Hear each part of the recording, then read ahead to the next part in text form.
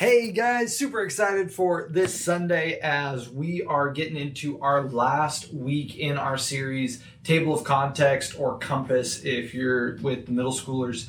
And this week, man, I'm really excited for because we are going so off script. We're ditching orange for this week, and we're just going to be talking about something that I think all of our students struggle with. Wow. And that's the idea of how do we make meaning out of Scripture?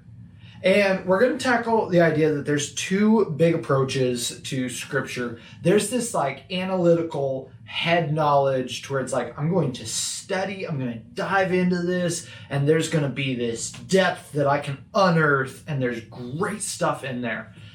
And that's how some students feel is the only way to experience Scripture. But that's not it. There's this other aspect that I want to encourage a lot of our students to where it's experiencing Scripture with a soft heart. It's emotionally resonating with the people that Scripture is talking about. And so how we're going to do this is we're actually going to kind of demonstrate that we have to take both approaches to Scripture. And we're going to demonstrate that with the story of John 21, where Jesus reinstates Peter.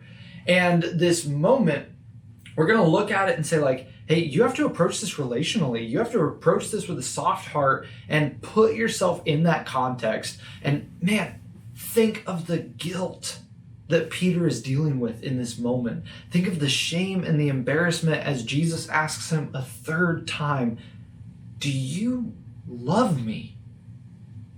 And there's no way that you can imagine Peter saying, yes, Lord, you know all things. You know that I love you, without him weeping in that moment.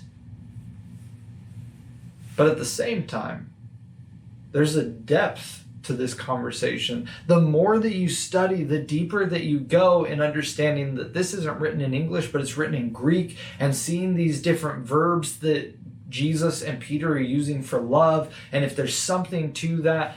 And what I hope to do is this week we can kind of encourage students who naturally lean one way or the other to say that your approach isn't wrong.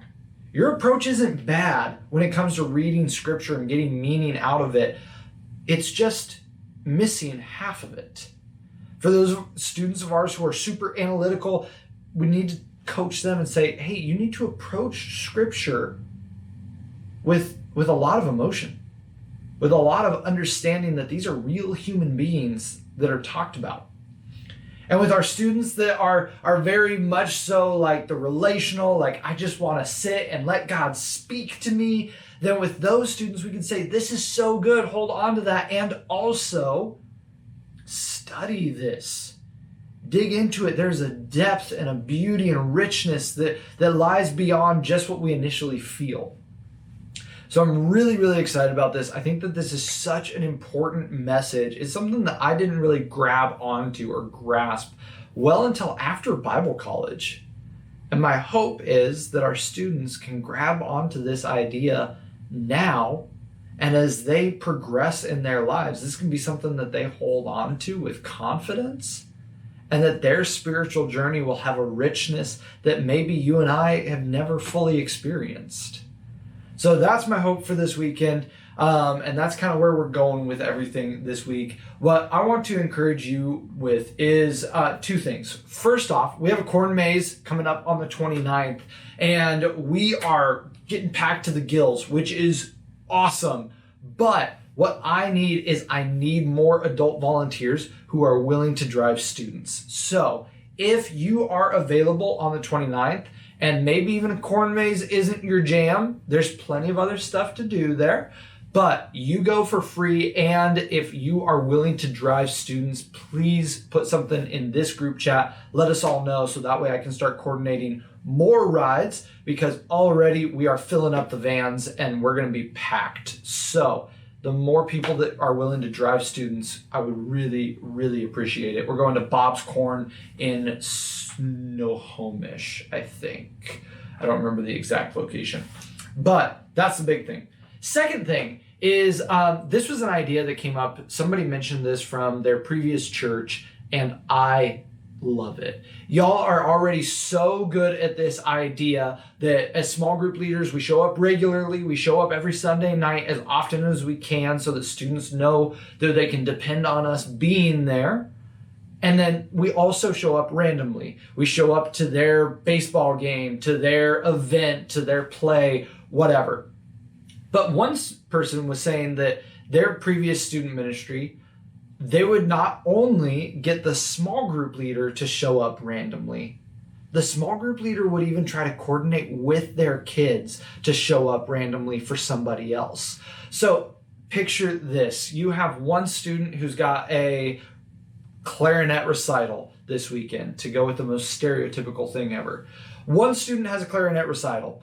Imagine how it would feel for that student if they looked out into the audience and there you were, and there were 5 or 6 other kids from your small group.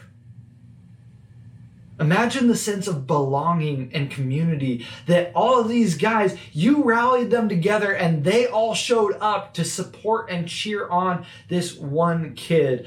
The idea of what that could do in the life of that one is so incredible. It's so amazing. And I want to put that idea in your world because I know you're already doing an incredible job showing up to students' events and games and everything. And what I would want to push you to is, what if you grabbed a few of the other students in your group and said, I'm going, you should come with me. And let's be real. If the recital is awful, if it's not a good time, you at least have people that you can then hang out with and enjoy their company. We've all been to those student events where it's just bumpy. So that's the thing that I want to encourage you to. Sign up for our corn maze. Please help us drive students if you can. Try to bring some students along with you as you show up randomly. I think that it'll make a really, really big difference.